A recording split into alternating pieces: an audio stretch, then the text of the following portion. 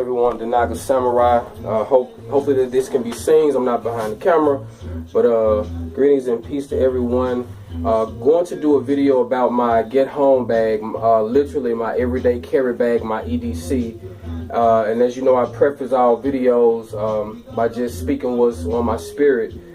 So I believe everyone should at least get a get home bag, and it's just a little food, a little clothing, and some shelter materials to be able to get you home to your safety, to your storehouse. So again, mosquito net, I just wanted to show this. All that net that you saw in the video before, it all conveniently goes here.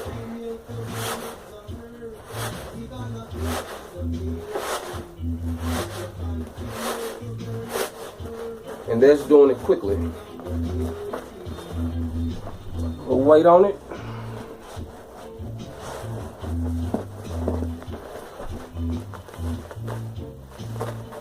So, and this is me doing it quickly, but you get the concept after a while. I flatten it out, and it's what you have your it's called a U.S. Army skeeter tent. You can get them on eBay for around $11. So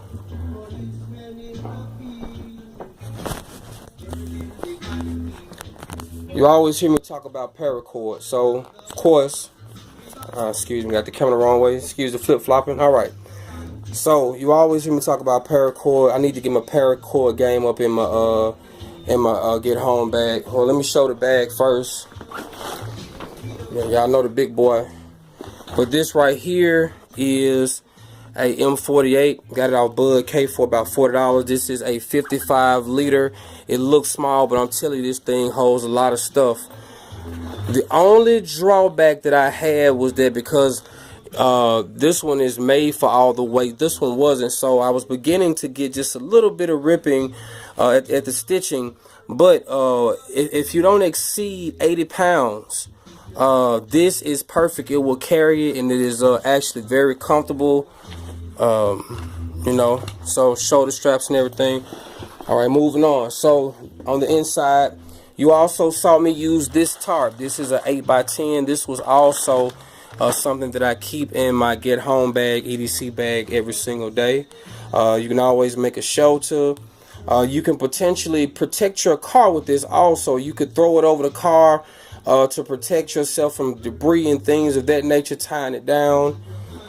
And also with that shelter I made, shout out to the prepared Norseman who thought about clothespins. I don't, that's why we have to do it together. We cannot think everything. So compartmentalize a very small pry bar. Again, don't know what you have to get in and get out. Just a light. If it is very dark, any light will do. And just a couple of straps, made out of nylon in case I have to, haul some things or put some things together. So you have a put together fire starter kit. On the inside, it has a flint and steel.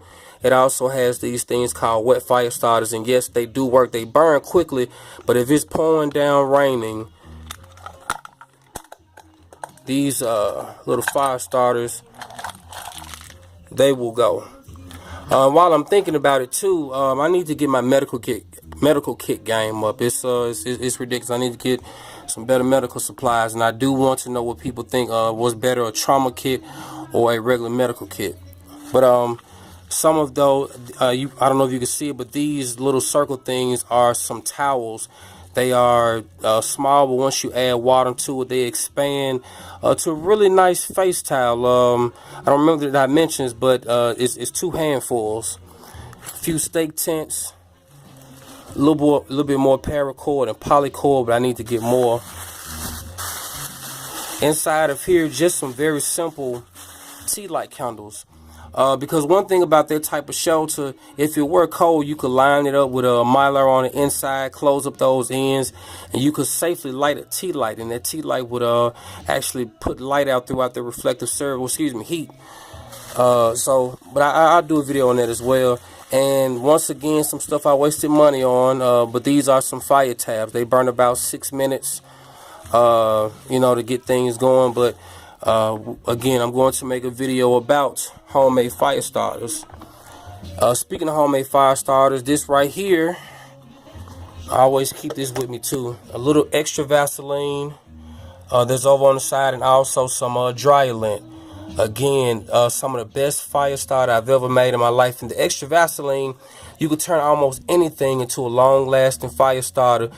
Very dry leaves, rub a little Vaseline on it. If you got some other cloth, or if you have toilet paper, or if you have napkins, if you coat those things with Vaseline, that will also make it burn long, and it'll be a good fire starter. Got my food with me. 3 very simple MREs of 3 different kinds. To me, this has been the easiest way to transport food, and depending on how you eat, for me, these three meals could last me for 7 days. By itemizing how I eat, drinking this here and there, the crackers here, the main course here, a little bit of the dessert here, the fruit and nuts here. So I can stretch this out. Bivy roll, a pair of socks, a pair of underwear, and a t-shirt. One thing I've learned is if you out in the field, you need to keep your feet dry. So at least have another extra pair of thick socks, something that you could change it to. Keeping your feet dry is very important so that you don't get athlete's feet while you're out there. If your feet are constantly sweating and have moisture around them, it'll cause you to blister real easy. So it's important that you take care of your feet. This is a floatable device. It is also solar power. You can charge your phone with it. It has a very, very bright light, so it's inflatable, and it actually works very well. Over here, simple water bladder, so I can get me some water and get on the go. And the last section, always light. Always have a light. If you can't do anything else, get you a headlamp. That way you can use your hands, and whichever way you're looking, you have light. As you see, several Mylar blankets. Through careful use, Mylar blankets within themselves can become a shelter or a tarp type thing. I need to do a video on demonstrating that. Very simple rain poncho, keep the water off you. And this right here is a complete A-frame, or should I say tube tent. It kind of reminds you of what I made earlier, but I used the tarp to make my bottoms, but this comes fully assembled as one long tube of Mylar. You can take some gear, take a few rocks or something, pin your ends down, and you can cover it again with the mosquito net. You can even cover it again with your tarp over your ridge line that you see. So again, just sharing the lighting of my load. I'm going to stop putting all my eggs in one basket. So if I have both of these in my vehicle and something happens to the vehicle, then all of the items are lost. But if I have Big Boy at home and I carry this, if something happens to either or, at least I'll have something. So this is also another thing I was, being led to say, is that we can't put all our eggs in one basket. This is why I love people who have a storehouse and things. But not to speak negatively, but in truth, what happens if there is an earthquake or something that comes along and destroys your storehouse?